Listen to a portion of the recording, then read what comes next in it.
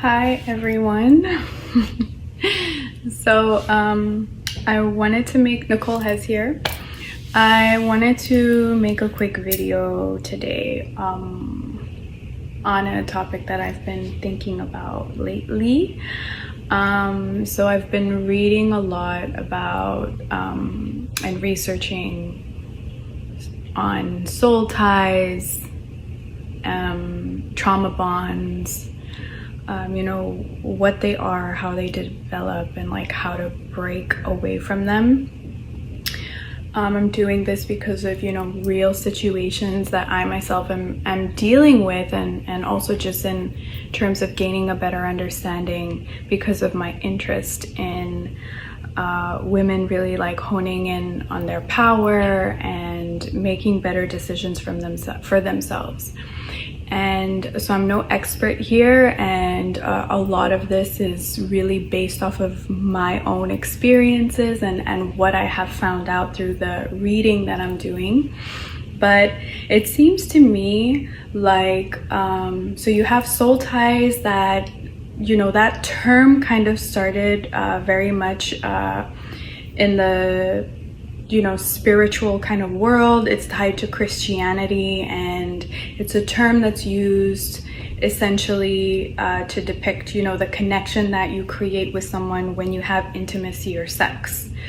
But a soul tie doesn't necessarily always happen through sex. It's when you feel very connected to someone, and it's the kind of feeling that you get. It can happen, yes, through long periods of intimacy or one intimate occasion with someone that connects you to them. You feel like you want to stay attached, you want to keep getting to know them, you feel a bond between each other. But it can also happen with people that you meet, even for the first time, where you feel like you've always known them, and the connection between you two just like flows really easily. Conversation is great. There's just this like feeling of familiarity with them. It can happen in friendships over time. So there's different ways of having that soul tie with somebody, and a lot of the way it's being depicted outside of like when it's referred to from the Christian perspective, where it's not a good idea to have soul ties through multiple sexual partners because you kind of bring that into your marriage one day. But essentially, it isn't depicted as something that negative. On the other hand, trauma bond, from what I'm reading, it has the same sort of foundations as a soul tie, in the sense that there's a sense or a feeling of like connection, of wanting to maintain a bond, of wanting to keep the person close, except it is often driven and often also involves unhealthy and toxic behaviors. So, a trauma bond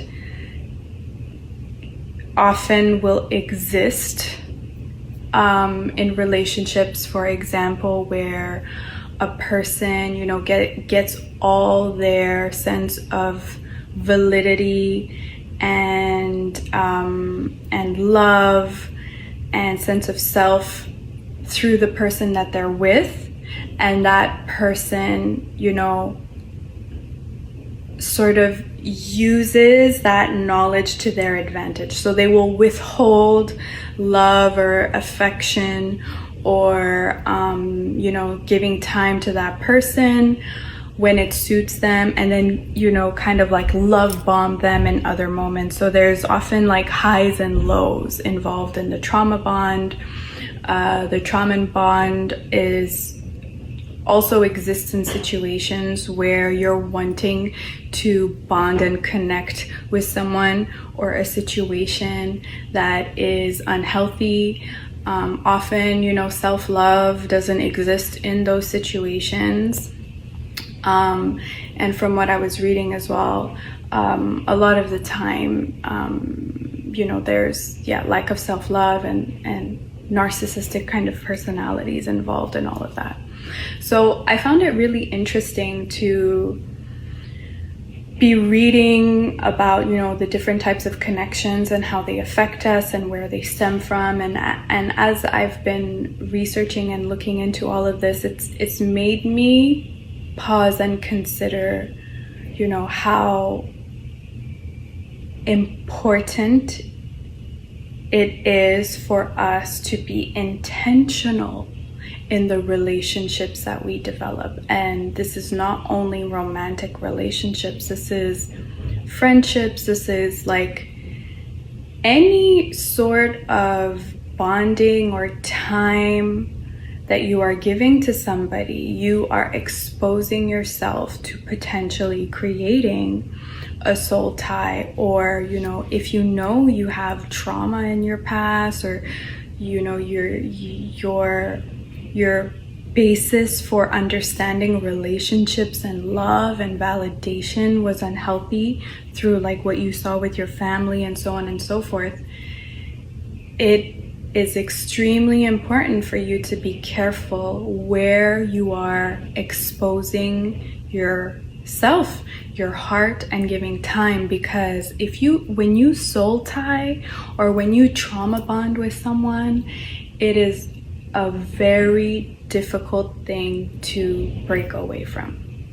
I am talking from experience, and the interesting thing about these bonds is that like you can be very aware of how unhealthy the situation is. You can be very aware about the fact that the person maybe isn't reciprocating the feelings, the love that you are trying to offer them, but that bond, that tie is so strong that you will keep going back.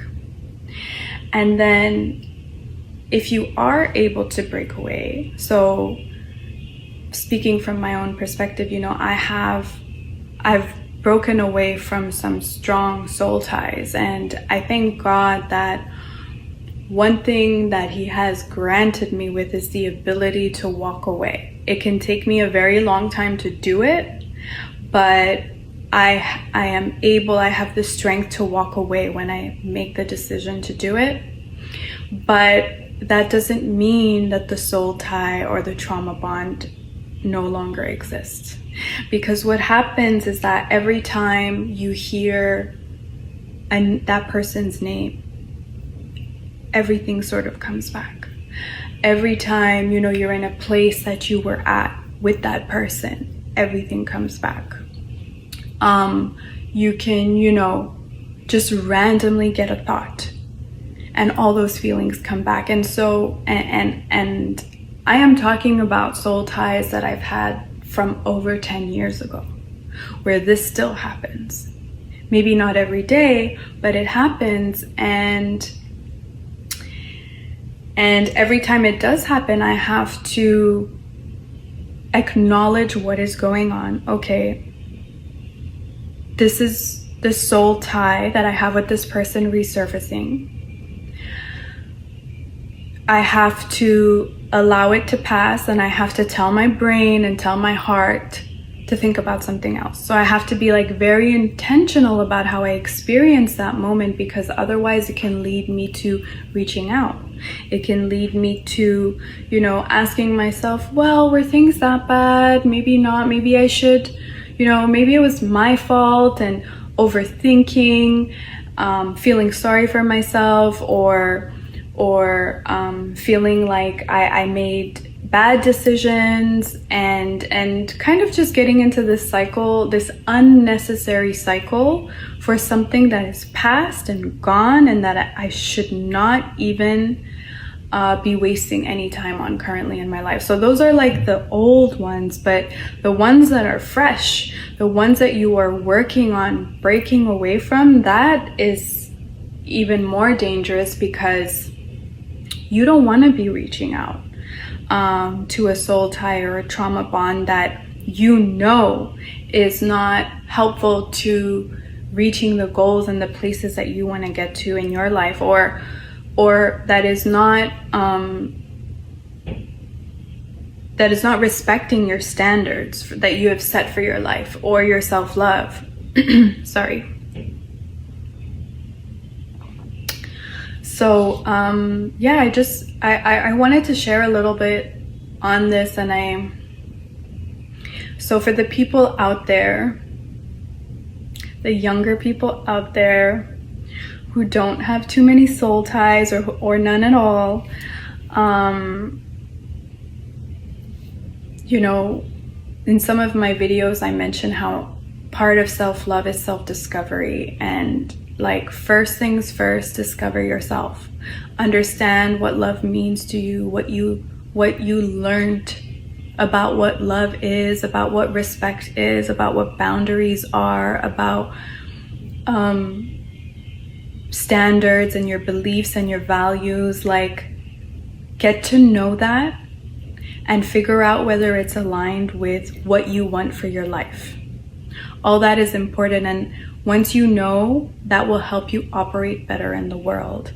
But for everyone out there, be careful who you give your time to. Be careful who you are vulnerable with. Be careful who you share with. Be careful of the people that you allow to be in your space and in your circle, because it is better to prevent soul ties and trauma bonds with the wrong people than having to break them and have them pop up at random moments for the rest of your life.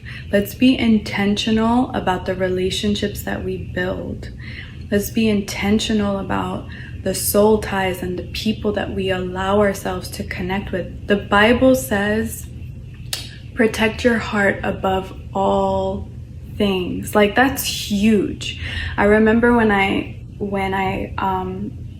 started leaning much more towards my faith, that was one of the first verses that really grabbed my heart, that when I heard a pastor talking about it, because, you know, all things, that's what the Bible says, protect your heart above all things. It is the most important thing, the most precious thing that you need to care for and safeguard. So, because, you know, when it's not protected, when it's engaged with the wrong thing or the wrong person or the wrong situation, like, you are so susceptible to betray yourself and to hurt yourself, and you're making your self-love difficult and your boundaries hard to enforce. I think especially as women, because we love so selflessly. It's almost in our nature to do so. So we have to be really careful about who has access to our heart. And for us, often that starts with time. That starts with who we allow to be close to us. So be careful. Don't soul tie randomly. It's not a good idea. It's a real thing, and it affects your real life. And if you deal with trauma bonds, if you have trauma in your past or in your present, it is even more important. And I encourage you to learn more about what it is to be in a trauma bond and how to break away from it, because I think that acknowledging that you are a candidate for that, and then acknowledging when it is happening in your life is the first step to being able to break away from it. So that's what I wanted to share. And if anyone out there, you know, has questions about my experience and what helped me break away from my soul ties and my trauma bonds, please don't hesitate to reach out. I think talking about these things is really important. Talking about it with my girlfriends helped me a lot. And if you need coaching or help on like different steps to take or accountability, definitely reach out as well. I'll be happy to be there for you in that. Thanks for listening.